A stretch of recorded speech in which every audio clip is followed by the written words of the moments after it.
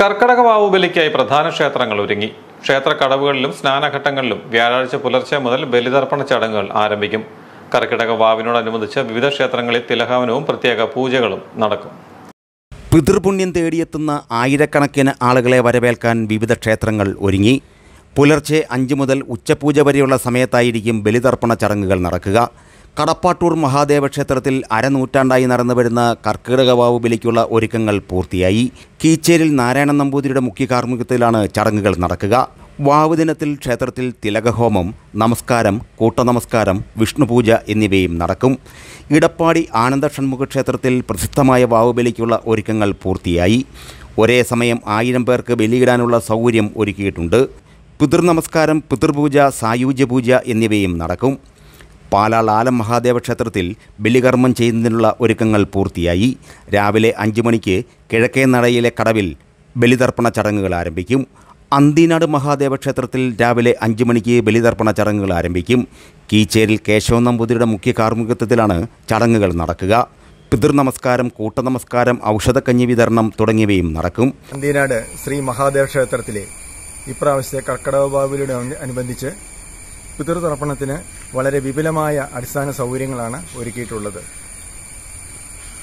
ബ്രഹ്മശ്രീ കീച്ചേരിൽ ഇല്ലത്ത് കേശവൻ നമ്പൂതിരിയുടെ മുഖ്യ കാർമ്മികത്വത്തിൽ ഇവിടെ ഏകദേശം ഒരു 2000 പേർക്ക് പിതൃതർപ്പണം നടത്താനുള്ള സൗകര്യങ്ങളാണ് ഒരുക്കിയിട്ടുള്ളത്. നമ്മുടെ പരമ്പരാഗത രീതി അനുസരിച്ച് ചിട്ടയും അനുസരിച്ച് ശിവക്ഷേത്രങ്ങളിൽ പിതൃതർപ്പണം നടത്തുന്നതാണ് ഏറ്റവും ശ്രേഷ്ഠകരമായി കരുതപ്പെടുന്നത്.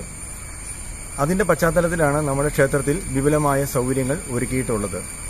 എല്ലാ വർഷവും ഏകദേശം ഒരു 1500 പേരോളം ഇവിടെ പിതൃതർപ്പണം നടത്താറുണ്ട്. ഒപ്പം തന്നെ ക്ഷേത്രത്തിൽ പിതൃനമസ്കാരം, കൂട്ടനമസ്കാരം ഇവ ചെയ്യുന്നതിനുള്ള അടിസ്ഥാന സൗകര്യങ്ങളും ഒരുക്കിയിട്ടുണ്ട്.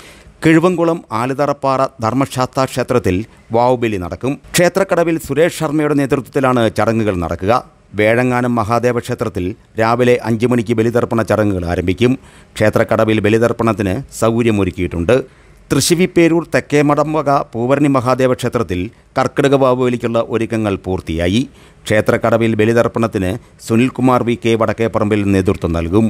ക്ഷേത്ര ചടങ്ങുകൾക്ക് മേൽശാന്തി വിഷ്ണു നമ്പൂതിരി കല്ലമ്പള്ളിയിലും മുഖ്യ കാർമ്മികത്വം വഹിക്കും. പിതൃക്കൾക്ക് പ്രാധാന്യമുള്ള ദക്ഷിണായനത്തിലെ ആദ്യത്തെ അമാവാസി ദിനത്തിലാണ് വാവുബലി നടക്കുന്നത്. അതിനാൽ കർക്കിടക വാവുബലി വളരെ പ്രാധാന്യമുള്ളതായി കണക്കാക്കപ്പെടുന്നു. നിരവധി ആളുകളാണ് വിവിധ ക്ഷേത്രങ്ങളിൽ ബലിതർപ്പണത്തിനായി എത്തുക. Star vision news, Pala.